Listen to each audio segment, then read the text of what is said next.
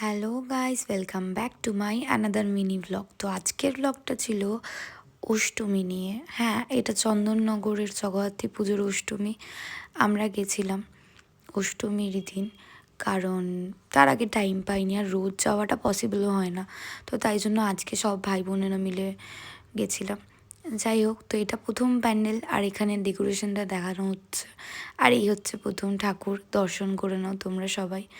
খুব বড় আর সুন্দর ঠাকুর দেখার হলে চন্দননগর তো যেতেই হবে।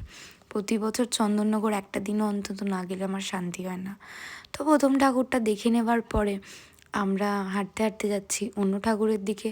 আর চন্দননগরের লাইটিং তো তোমরা জানোই যে কতটা ফেমাস। তো এখানে অনেক সুন্দর লাইট দিয়েছে, যেমন প্রতিবারে দেয়। আর এখানে লাইটিং দেখতে দেখতে আমরা এগিয়ে যাচ্ছি অন্য ঠাকুর দেখতে। আর আমার মা এখানে সেলফি তুলছে। প্রচুর ভিড় হয়েছিল অষ্টমীতে। কোনো বছর এত হয় না, আমরা যাই প্রতিবারেই, কিন্তু এত ভিড় হয় না, এবারে খুবই ভিড় হয়েছিল। যাই হোক, তোমরা সবাই এই ঠাকুরটা দেখো, কি মিষ্টি, কি সুন্দর করেছে। এই ঠাকুরগুলো না দেখলে না মনে হয় যে কিছুই দেখিনি, মানে এত সুন্দর লাগে যে কি বলবো। যাই হোক, তো ঠাকুর দেখতে দেখতে আবার একটা চলে গেলাম সুন্দর ঠাকুর দেখতে। আর এই ঠাকুরটাও খুব ভালো করেছিল। আমরা যখন পৌঁছেছি তখন মাকে মালা পরানো হচ্ছিল। ঠাকুর দেখার পর একটু খাওয়া দাওয়া করে নিলাম। এখানে নিয়ে নিচ্ছিলাম গরম গরম চা। চা খেয়ে এনার্জি চলে এসছে। তারপরে আবার আমরা হাসাহাসি করতে করতে হেঁটে হেঁটে এগিয়ে গেলাম অন্য ঠাকুর দেখতে। তো ঠাকুর দেখতে যাচ্ছি আবার অন্য। আর এখানে প্রচুরই মজা হচ্ছিল, খুব ইয়ার্কি মারছিলাম আমরা রাস্তার মধ্যে। তো এখানে পৌঁছে গেছি বাগবাজারের ঠাকুরটা দেখতে। এই ঠাকুরটা খুবই সুন্দর করেছিল। আর এখানের তো স্পেশাল হচ্ছে ওই লাইটটা।